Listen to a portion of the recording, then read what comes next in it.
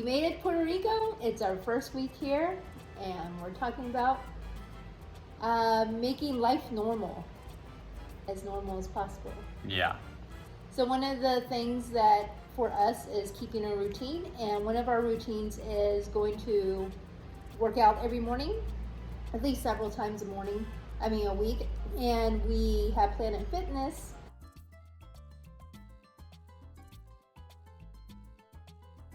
And they have them here, so that was helpful because of the package we have. We're able to use it here. Thank you, Planet Fitness. If you want to sponsor us, let us know. We probably won't be able to give you some crazy transformational videos and stuff, but we could be normal people that go and work out at your place. Yeah. Okay, back to our regular schedule. So trying to find a normal for being here. On top of taking mom to doctor's appointments or whatever. The reason that we were here is because my mom had fallen and broken her hip, and we're here to make sure. That's both hips, by the way. Yeah. Not just one, both. So we're here to see what needs to be done and how she's progressing and all that stuff. And she's actually progressing. She's doing pretty good. So yeah, starting our normal routine. We go to the gym in the morning, and then we go to the beach for like a half an hour, 45 minutes, maybe an hour, and just chill. And then we come back and we work and do our normal life. In between that, it's if mom needs something, if she like this morning she had a doctor's appointment, and we took her before we went to the gym, got her back, got her fed, and then went. It has been a little weird going from Pacific to Puerto Rico time zones, because right now Puerto Rico is actually even an hour ahead of Eastern time. So it's a 4-hour difference from the Pacific time of what we're used to. Yeah. So let's see, what else did we do? It's been a little weird. Like the culture here is a little weird, and I don't mean that as in like bad. As in bad. It's what's weird. I was talking to a friend of mine earlier, and it's like, so we come from Southern California, which just pictures Southern California. And then we come here, and San Juan in that area is actually very similar to like San Diego, or it's a very touristy beach place.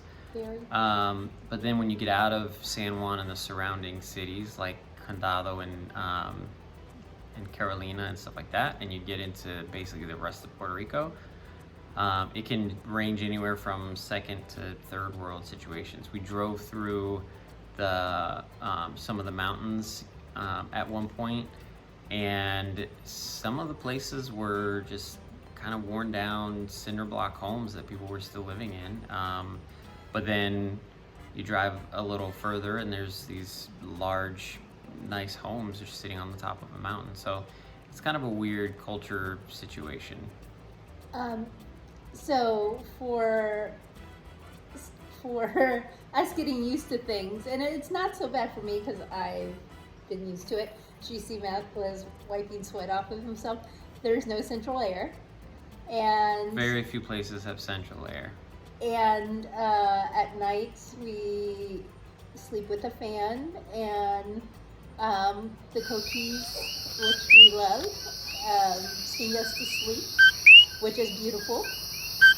But we're used to central air, and yeah, that was interesting. That's been interesting. So the other thing was, so Maria's mom got rid of the internet at her house because she doesn't use it for anything. She has a cell phone with data, she has cable, she watches TV, so she hasn't needed it. We were hoping that we could use the data from our cell phones, but then when we got here, it was nothing would load. Couldn't be on meetings, couldn't do our normal work.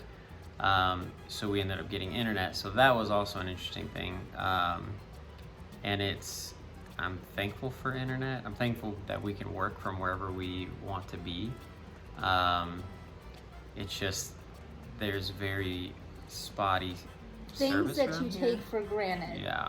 So something else, my mom's house it's older, and she doesn't really want to fix it up, and so Um, there's some plumbing issues, and so the only shower.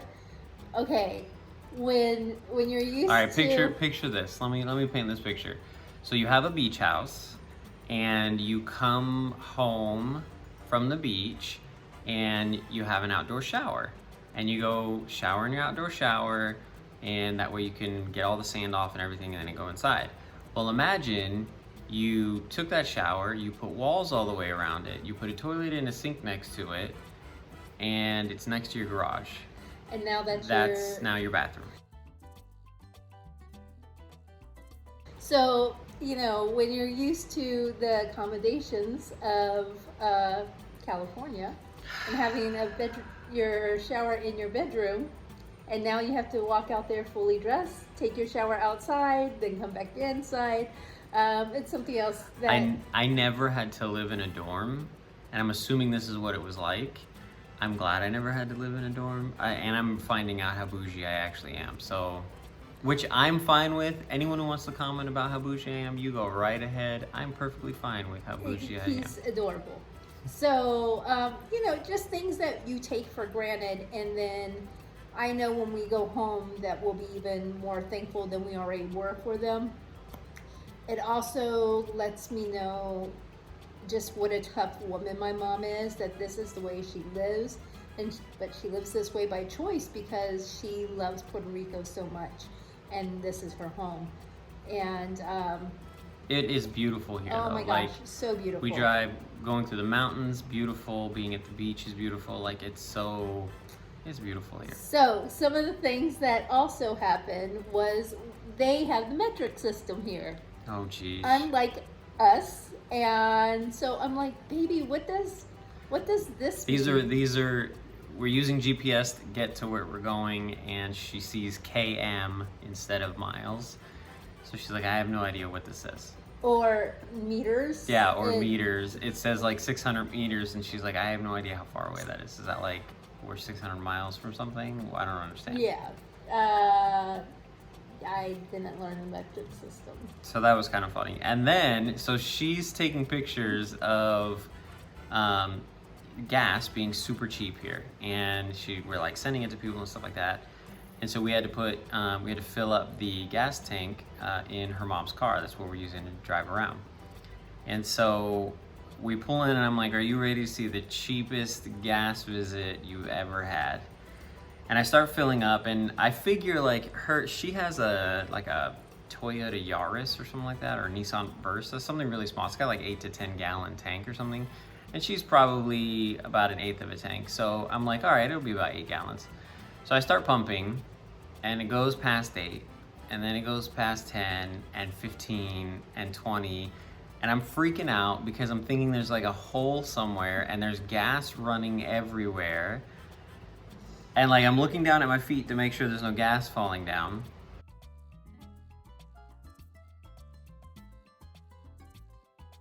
And then I read the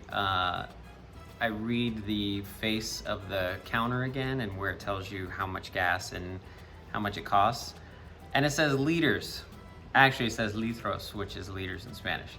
And then it hits me. I'm like, oh, this 70 cents per liter, not 70 cents per gallon. Yeah. Same metric system, you got us again. That was not, I was so excited to pay 70 cents per gallon, which didn't make sense to me when I saw it. I was like, how is that possible? There's no way. And I was right, there's no way. So it's actually, it's about the same price as gas in most of the United States. Yeah. Not in California. No. So, that's basically our first week here. It's just trying to get acclimated. Yeah, a new normal. And everybody keeps asking us, like, oh, what's it like? How are they recovering? We'll show you a couple of the areas that I'm actually making a video. Sorry to interrupt you.